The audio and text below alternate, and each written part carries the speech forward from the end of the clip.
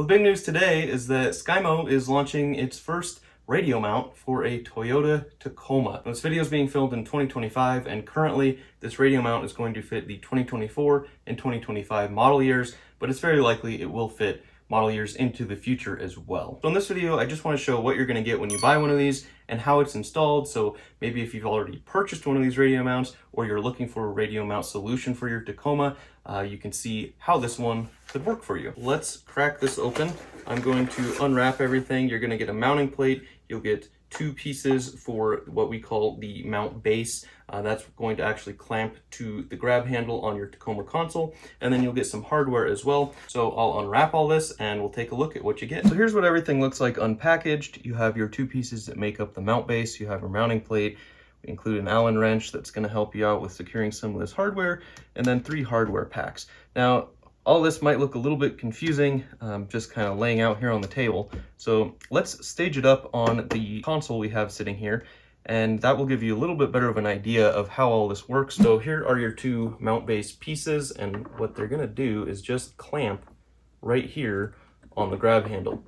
And they can be mounted anywhere along this handle that has the rubberized surface. And then before you actually secure these in place, you'll secure your mounting plate to the outer piece of the mount base, and there are a number of options for at what height you want to do that at, so you can move your radio up or down depending on your radio and your preferences. Let's do a quick demo installation. So the first thing we're going to do is grab this hardware pack. It's the one with the long coupling nuts and the flathead hardware.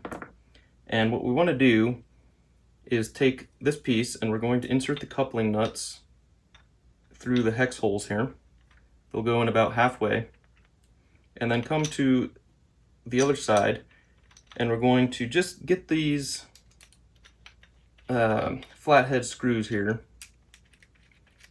You want them to be to the point where you start to encounter resistance, and then we're just going to back them off ever so slightly to the point where these can still wiggle a little bit. Once that's done, the next step is going to be to determine at what height you want your mounting plate to be on your mount base. For the sake of this example, I'm going to use the second holes from the bottom. So for this, you're going to need the hardware pack that has the 2 1/4-inch square nuts, the 2 washers, and the 2 button head cap screws. The other 2 flathead screws from the first hardware pack we can set aside for now. On the back side of this piece, there are all these square holes that will accommodate the square nuts. So put those in at whatever height you want, and then we're going to use the button head cap screws to secure your mounting plate in place. So this is what the whole assembly should look like now. You have your mounting plate fully secured down. For this, you'll need your 3rd hardware pack, and all we're going to do is mount the bracket that came with our radio to our mounting bracket. We have all the hardware we need here to secure this in place. I'll do that quickly here. To tighten this down, you're going to need a 3/8-inch wrench and a Phillips head screwdriver.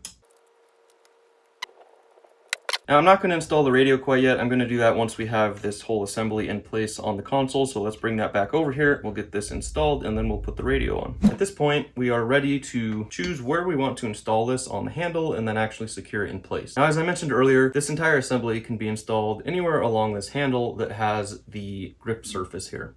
So for now, I'm just going to choose right here about the center of the grip surface.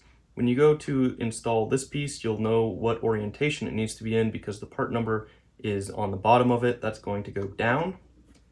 So we'll just hold this in place. And here's where we're going to use our other flathead screws. We'll get this top one started and make sure that a few of those threads are engaged. Then we'll get this bottom one started. Okay, so at this point, I've got the bottom one started, I've got the top one started, and I'm just going to return to this top one and tighten it fully down.